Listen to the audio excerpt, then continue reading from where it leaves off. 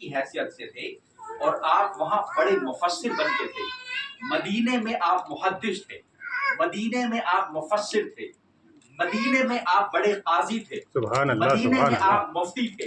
لیکن جب وہ ہندوستان میں آئے ہیں تو نہ تو وہ یہاں مدرس کی حیثیت سے آئے واہ ہیں، واہ واہ. نہ یہاں پہ مفسر کی حیثیت سے آئے ہیں، نہ انہوں نے حدیث پہ کوئی کتابیں لکھی ہیں، نہ لوگوں کو کہا ہے آؤ میں تمہیں تفسیر پڑھانے جا رہا ہوں. واہ واہ. دنیا کا سب سے بڑا مفسر واہ اس واہ. زمانے کا، جسے مدینے کا سب سے بڑا مفسر بننے کا اعزاز حاصل ہے، وہ ہندوستان آ رہا ہے، سبحان اللہ رسول اللہ کی بشارت پہ آ رہا ہے. سبحان. رسول فرما رہے ہیں یا اے رسول معین الدین، تم دین کے مددگار ہو، جاؤ ہندوستان میں میرے دین کی حفاظت کرو. اور تو یہاں آ کر کے نہ وہ مفسر بن کے دین کی خدمت کر رہے ہیں، نہ وہ محدث بن کے دین کی خدمت کر رہے ہیں، نہ وہ قاضی بن کے دین کی خدمت کر رہے ہیں، نہ وہ فتوے لکھ رہے ہیں. وہ صوفی بن کے دین کی خدمت کر رہے ہیں. واہ واہ واہ. سبحان وہ اللہ صرف صوفی بن کے آئے ہیں. سبحان اور اللہ. صوفی کا کام کیا ہوتا ہے؟ لوگوں کو کھانا کھلا رہے ہیں، سب کو کھانا کھلا رہے ہیں، مسلم ہو غیر مسلم ہو سب کو لنگر بانٹ رہے ہیں، سب کو سبیلے بانٹ رہے ہیں. اب آئیے رسول اللہ صلی اللہ علیہ وسلم کی حدیث سناتا ہوں. حضور سے پوچھا گیا ای الاسلام خیر یا رسول اللہ، سب سے بہترین اسلام کیا ہے؟ What is the best form of Islam? آپ نے فرمایا اطعام الطعام، کھانا کھلانا، سب کو کھانا کھلانا، و افشاء السلام، اور سلامتی پہنچانا، امن پہنچانا، علی من تعرف ومن لم تعرف، جس کو جانتے ہو اس کو بھی سلامتی پہنچاؤ، جس کو نہیں جانتے ہو اس کو بھی سلامتی پہنچاؤ. آج کا مولوی سکھا رہا ہے غیر مسلم کو سلام کرنا جائز نہیں ہے. رسول اللہ کہہ رہے ہیں افشوا السلام علی من تعرف ومن لم تعرف، سلامتی پہنچاؤ جس کو تم جانتے ہو اس کو بھی، جس کو نہیں جانتے اس کو بھی. یعنی آپ کو جب پتہ ہی نہیں یہ شخص کون ہے، مسلمان ہے کہ غیر مسلم ہو، تو سب کو تو آپ سلام پہنچائیں گے نا. ہمارا دین صرف سلامتی پہنچانے کے لیے آیا تھا. لیکن معاف کیجیے گا آج مولویوں نے اس دین کو فتوے بازی کے ذریعے ایسا تنگ تاریخ کر دیا ہے کہ آج غیر مسلم ہم سے نفرت کر رہا ہے. ہمارے کنڈکٹ کو دیکھ کے ہر محلے میں ہم جاتے ہیں تو سب سے زیادہ آج ہمارے سماج میں جھوٹ عام ہے، برائیاں عام ہے، حسد جلن عام ہے، ایک دوسرے سے جل رہے ہیں. ایک مسجد کا مولوی دوسرے مسجد کے مولوی سے جل رہا ہے. ہر آدمی یہ چاہ رہا ہے کہ یہ پوزیشن مجھے مل جائے. یہی حسد ہے، یہی جلن ہے جس نے یزیدیوں کو امام حسین علیہ السلام کے قتل پہ مجبور کر دیا تھا. وہ طاقت کی لالچ تھی، وہ جلن تھی، وہ حسد تھی، وہ ابلیسیت تھی. اور یہ شروع ہوتی ہے ابلیس سے. ابلیس کے پاس سب سے زیادہ علم تھا، ابلیس سب سے بڑا عابد تھا، ابلیس سب سے زیادہ کلمہ پڑھنے والا تھا. ابلیس پوری دنیا میں اس سے زیادہ کسی نے عبادتیں نہ کی ہوں گی. لیکن راندے درگاہ ہو گیا، اس کا ایگو آ گیا، اس کے اندر حسد آ گئی، اس کے اندر جلن آ گئی. یہ چیز جب بھی آئے گی تو ہماری نمازیں مار دی جائیں گی. ہماری کتنی بھی ہم تلاوتیں کر لیں، جب تک ہمارے دل کے اندر وہ حسینیت نہیں آئے گی. اب آئیے میں بتاتا ہوں. خواجہ غریب نواز ہندوستان میں آئے، انہوں نے، میں نے جہاں آپ کو بتایا تھا، نہ حدیث پہ کوئی کتاب لکھی ہے، نہ تفسیر پہ کوئی کتاب لکھی ہے. اسلام کی دعوت دینے آئے اور نہ قرآن کی کوئی تفسیر لکھ رہے ہیں.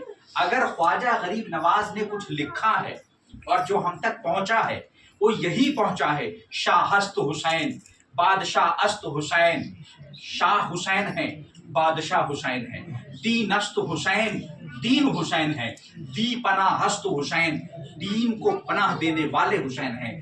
سردار ندار دست در دست یزید، سر دے دیا نہیں دیا اپنا ہاتھ یزید کے ہاتھ میں. حقا کے بنائے لا الہ ہست حسین، حق یہی ہے کہ لا الہ کی بنیاد حسین ہے. اب اگر کوئی کتنا بھی بڑا نمازی ہو جائے، کتنا بھی بڑا حاجی ہو جائے، کتنا بھی بڑا کلمہ گو ہو جائے، لیکن اس کے دل میں حسین کی محبت نہیں ہے، تو حق یہی ہے کہ اس کی بنیاد ہی کمزور ہے. تو پہلے خواجہ غریب نواز نے ہندوستان کی بنیاد مضبوط کی، ہندوستان میں آ کے حسینیت قائم کی. اور حسینیت کیا ہے؟ لوگوں کو کھانا کھلانا. حسینیت کیا ہے؟ لوگوں کو معاف کر دینا. حسینیت کیا ہے؟ اپنے آل و اولاد کی قربانی پیش کر دینا. حسینیت کیا ہے؟ جان لینا نہیں بلکہ جان کا نذرانہ پیش کر دینا. سبحان اللہ. یہ حسینیت ہے. لیکن ہم نے کیا کیا؟ لوگوں آپ دیکھیے اسلام کے نام پہ دنیا میں کتنی دہشت گردی ہوئی، القاعدہ بنایا گیا، طالبان بنایا گیا، حزب المجاہدین بنایا گیا، ISIS بنایا گیا، لوگوں کی جانیں لی گئی اور کہا گیا ہم اسلام کا کام کر رہے ہیں۔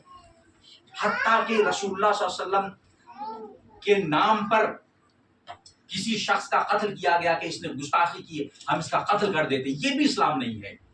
اگر یہی اسلام ہوتا تو کیا رسول اللہ صلی اللہ علیہ وسلم کے زمانے میں حضرت کعب بن زہیر رضی اللہ عنہ، جو کہ بعد میں بہت بڑے صحابی عاشق رسول بنے، پہلے وہ گستاخ تھے، گستاخیاں کیا کرتے تھے، شاعری کے ذریعے حضور صلی اللہ علیہ وسلم کی شان میں گستاخیاں کرتے تھے، لیکن جیسے ہی کعب بن زہیر کو احساس ہوا، وہ آئے، ابو بکر صدیق رضی اللہ عنہ لے کے آئے کہ یا رسول اللہ یہ توبہ کرنا چاہتے ہیں، اور عمر فاروق نے تلوار نکال لی، اس شخص کا میں سر قلم کر دوں گا، وہ بڑے جلال والے صحابی تھے۔ حضور نے فرمایا نہیں، میں معاف کر دیتا ہوں، اور کعب بن زہیر نے کہا اگر یہ رسول رحمت ہیں یہ مجھے معاف کر دے، اب میں پوری زندگی ان کی شان میں قصیدے لکھا کروں۔ سبحان اللہ، سبحان اس طرح سے اللہ، لوگوں کے دلوں کو بدلا گیا ہے۔ بے شک۔ آپ کو پتا ہے عبداللہ بیابانی کے بارے میں نا، خواجہ غریب نواز کا ایک حملہ کرنے آیا تھا وہ جادوگر، جی جی جی، چوپال جوگی، کیا نام تھا، جے پال جوگی، اس کو آپ نے بدل دیا، عبداللہ بیابانی ہو گیا۔ اسلام یہ ہے، حسینیت یہ ہے۔ خواجہ غریب نواز نے پہلے حسینیت کو مضبوط کیا، آج ہماری حسینیت کمزور پڑ گئی ہے، غیروں نے ہم سے سیکھ لیا ہے۔ کیا مسلمان، آپ کسی بھی محلے میں چلے جائیے، کہیں آپ کو دکھتا ہے لوگوں کو پانی پلاتے ہوئے؟ سردار دکھ رہا ہے۔ سردار نے کس سے سیکھا؟ صوفیوں سے سیکھا۔ صوفیوں نے کس سے سیکھا؟ امام حسین۔ مشکل ہے کہ اس رسول صلی اللہ علیہ وسلم کا کردار پیش کر کے آپ اس شخص کو مشرف اسلام کر دیں۔ خواجہ غریب نواز کی بارگاہ میں ایک شخص چھری لے کے آیا، پیچھے چھپا کر کے قتل کرنے کے ارادے سے۔ خواجہ غریب نواز سب سے بڑی مثال ہے حسینی کردار کی، کیونکہ آپ حسنی بھی ہیں، حسینی بھی ہیں۔ تو جب خواجہ غریب نواز کے پاس وہ قاتل آیا تو آپ نے کہا جو ارادہ لے کے آئے ہو وہ کر لینا، پہلے آؤ میرا لنگر چل رہا ہے، کھانا کھا لو۔ سبحان اللہ۔ کیا یہ کردار وہی نہیں ہے جو امام حسین نے کر کے دکھایا تھا، امام حسن نے کر کے دکھایا تھا؟ جس دن یہ کردار مسلمانوں پہ آ جائے گا دوبارہ سے ہماری کایا پلٹ جائے گی، ہماری مسجدیں شہید ہونا بند ہو جائیں گی۔ یہ جو ہمیں اللہ نے پوری دنیا میں ابھی دیکھ رہے ہیں فتح و نصرت چلی گئی، ہم خوب دعائیں کر رہے ہیں لیکن نہیں مل رہی، کیونکہ ہمارے اندر سے۔ اچھا ایک اور چیز سنیے، اہل بیت پر اور آل رسول پر ظلم کس نے کیا تھا؟ یہودیوں نے کیا تھا؟ نہیں کیا تھا انہوں نے۔ مسلمان عیسائیوں نے کیا تھا؟ نہیں کیا تھا انہوں نے۔ ہندوؤں نے کیا تھا؟ نہیں کیا تھا انہوں نے۔ بنام مسلم، نام نہاد مسلمانوں نے کیا۔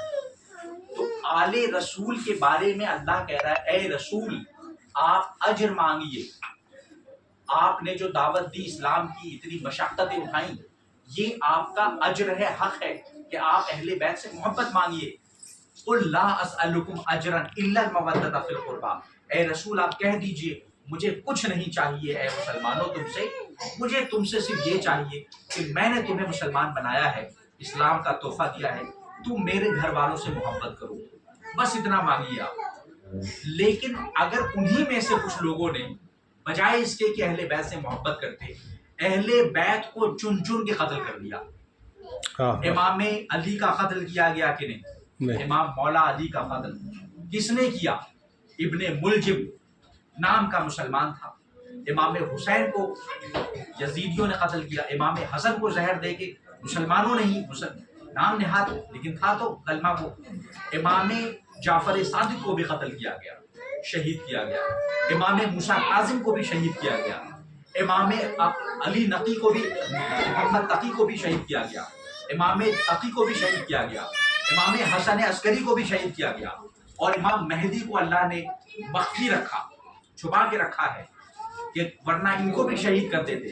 آج جو ہم کہہ رہے ہیں نا امام مہدی کا انتظار کر رہے ہیں جھنڈا لے کے، یقین مانیے امام مہدی آ گئے، سب سے پہلے ان کا قتل کرنے یہی مسلمان جائیں گے، ہندو بعد میں آئیں گے ان کو قتل کرنے کے۔ ان کو نہیں ہے نفرت آل محمد سے، آل رسول سے، یہی نام لیوا جو بہت نام لے رہے یہی سب سے پہلے آئیں گے۔ کربلا میں بھی یہی آئے تھے۔ ہمیشہ چوکنے رہیے، خبردار رہیے، کہ آل محمد اور آل بیت سے نفرت کرنے والے کوئی اور نہیں تھے، یہی نام نہاد مسلمان تھے۔ آج ہمیں اپنی فیملیز کو، اپنے بچوں کو آل محمد کی محبت پر لانا پڑے گا، جیسا کہ حدیث پاک زنیرہ صدیقہ نے بتایا ہے، من مات علی حب آل محمد مات شہیدن، جو آل محمد صلی اللہ علیہ وسلم کی اہل بیت کی محبت میں مرے گا شہید ہوگا، وہ شہید کہلائے۔ یہ شہادت گہے الفت میں قدم رکھنا ہے، یہ شہادت گہے الفت میں قدم رکھنا ہے۔ لوگ آسان سمجھتے ہیں مسلمان ہونا، تو یہی حقیقت ہے کربلا کی، کہ شہادت کا جو جذبہ ہے اس میں آپ کو اسلام کے لیے نچھاور کرنا ہوتا ہے۔ مثال کے طور پہ میں چھوٹی سی مثال دوں گا، یہ عالمہ آپ کے سامنے آئی ہیں، یہ فاروق نگر کہتے ہیں، بہت دور ہے غازی آباد سے، اتنی گرمی میں چل کے آئی، ٹھیک ہے نا۔ یہاں پہ یہ کوئی کمانے تو نہیں آئی، یہاں پہ کوئی ذاتی فائدہ تو نہیں ہے، آل محمد کا ذکر کرنے آئی ہے، اہل بیت کا ذکر کرنے آئی ہے۔ یہ ہے ایک چھوٹی سی قربانی۔ اگر ہم یہ قربانی دینا شروع کریں اپنی زندگی میں، اس کے بدلے میں پھر اللہ تعالیٰ ہمیں سرخروئی دیتا ہے، فتح دیتا ہے۔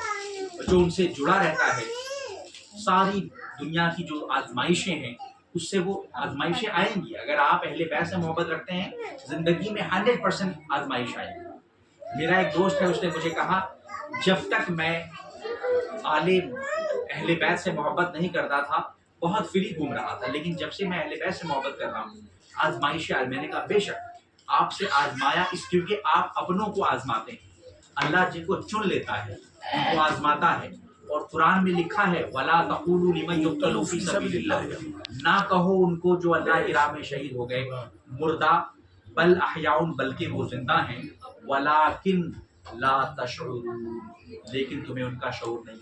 پھر آگے اللہ فرماتا ہے وَلَنَبْلُوَنَّكُمْ، اور ہم تمہیں جانچیں گے، بِشَيْءٍ مِّنَ الْخَوْفِ وَالْجُوعِ، خوف سے جانچیں گے، بھوکا رکھ کے جانچیں گے، وَنَقْصٍ مِّنَ الْأَمْوَالِ وَالثَّمَرَاتِ، پیسہ کم کر کے جانچیں گے۔